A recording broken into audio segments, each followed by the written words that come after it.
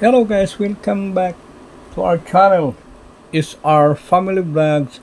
Once again, nandito naman po ako para ibahagi po sa inyong lahat tungkol sa mga collectible na barya tsaka collectible na banknotes.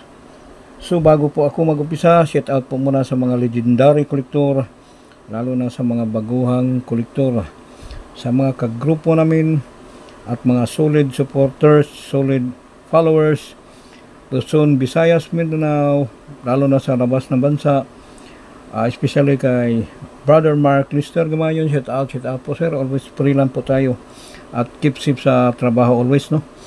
So yung pag-usapan po natin ngayon guys, no, tungkol po sa 10 centavo na pinagkaguluhan na talaga sa Facebook, no. Dami na talagang nalilito ng mga viewers o talagang nag-aalok, no. So si SRI nais lang po magbigay ng talagang impormasyon na talagang para malalaman natin kung may value yung mga barya, no, yung hinahanap palagi dyan, no. So yung nais lang po i-share, no, o impormasyon ito na guys, no, 4 kind of 10 centavo na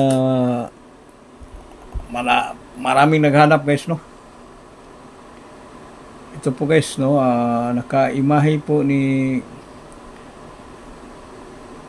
Francisco Baltasar, 10 centimos, no. Napakaganda pa rin detalya guys, no. Good condition pa rin, no. Kasi ito guys, marami na talagang naghahanap dyan sa Facebook. Kung alam ko yan eh, kasi pinanood ko rin mga content dyan, no. Iwan ko lang kung totoo silang buyer, no. Kasi SR kasi nais lang po magbigay ng impormasyon sa lalo na sa mga baguhan para hindi na sila malilito kung alin ang mga collectible na barya, no. So ito guys, composition ito guys, no, copper nickel, no. So non-magnetic siya, no. Napakaganda pa rin barya guys, no, 1974.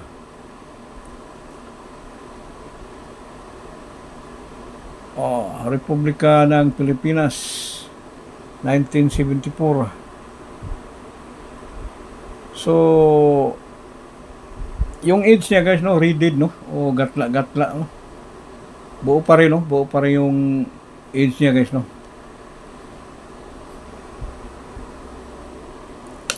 Pangalawa guys, no, also Francisco Baltasar, no, EBL series, 10 centimos, 4 na mukha, EBL ang bagong lipunan, no. Nabilo po ito sa bagong lipunan series 1977. Medyo hard to find na po itong taon na to, 1977, sa mga ganitong klaseng barya. Daming naghanap ng ganitong klaseng barya, no, mga 10 centavo binibili nila, no, mataas na halaga. So ito pangatlo guys, no, English series, also 10 centavo. Ito po ang pinakaunang 10 centavo sa series. Yung mga Philippine dito na ginawa sa Pilipinas. Ito ang pinakaunang ginawa ng BSP. Yan, maganda pa rin yung luster, napakaganda pa rin, no. Central Bank of the Philippines, good condition. Yan.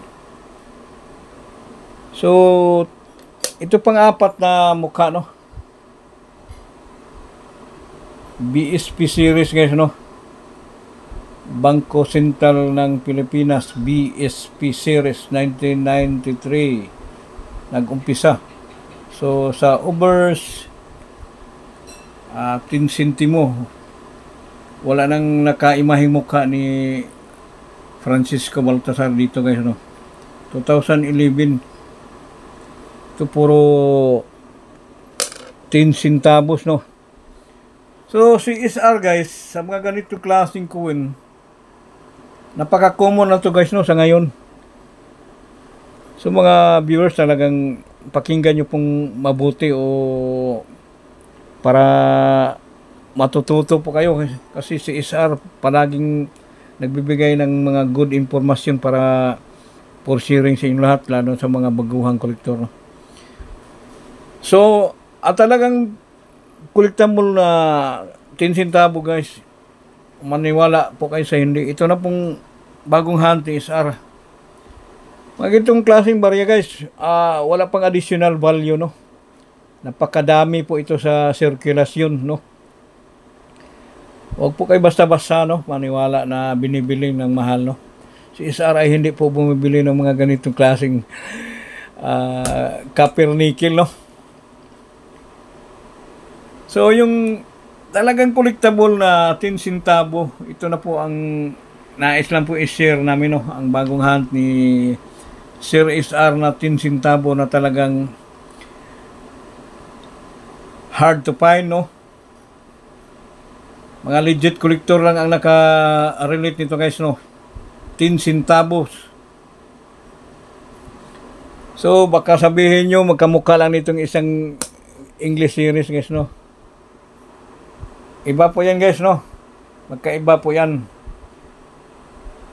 Kasi dito po yung ang kaibahan nila sa likod guys. Ito po ang pinaka mahirap hanapin sa ngayon guys, no? So, bagong huli ni SR. Small but high value, no? Barya.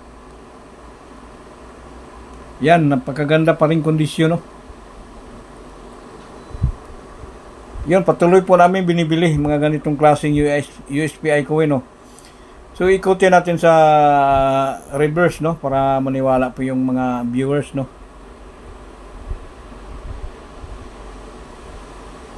Yan, napakaganda pa rin detalye, guys, oh.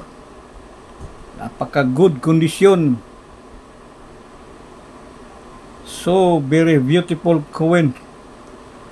Hard to find. Made by Miami. Letter M, no? Minted by Miami. Yan, oh. 1929. United States of America. Napakaganda pa rin detalye guys, no? Ka-inlove talaga. Yung mga baguhan, sana yung mga porsigido talagang makakamit nyo yan. Basta maniwala po kayo. Ako nag-umpisa din ako sa wala, eh. Kaya nga, sakripisyo lang po. Basta once na collector po tayo, no? Makakamit natin yan. Yan, napakaganda pa rin yung age. Medyo magkaiba sa age ng ano, isang 10 centavos, no? Yan, no? So, kung parang maliit siya konti sa English series. Yan po ang magkaiba guys, no? Ito po ang binibili namin, no? Sa mga legit collector, no? Pero ito guys, wag po kayo basta-basta maniwala na nabibili ito. Hindi po ito nabibili, no? Yan. Para matuto pa kayo dito kay Sir SR, no? Para hindi na po kayo malilito guys. Pag mga ganitong klaseng coin, yan. Talagang collectible yan o high value, no?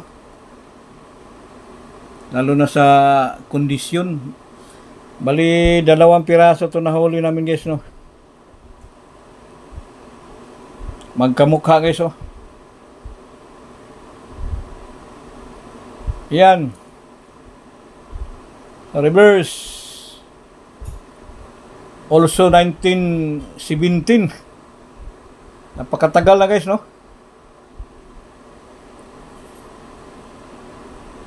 108 years, no? 1917, 108 years. Made in San Francisco. Yan, very hard to find. It is. So magkaiba sila sa sa likod guys, no? Letter M itong isa, no? Ito po ginawa sa Miami. Ito sa San Francisco, Little East. Ito na pinakamahirap hanapin, guys. Kasi patuloy po namin binibili. Any kind of USPI coin. 10 centavo, 20, 50 hanggang 1 piso USPI. Direkta PM lang po sa FB page namin, no. Yan lang po, no, ang bagong hunt namin. Very hard to find mga ganitong klaseng kondisyon. Talagang mahirapan ang mga baguhang kolektor mag hanap ng ganitong klaseng barya. Napakagandang barya, guys, oh. Naka-in love.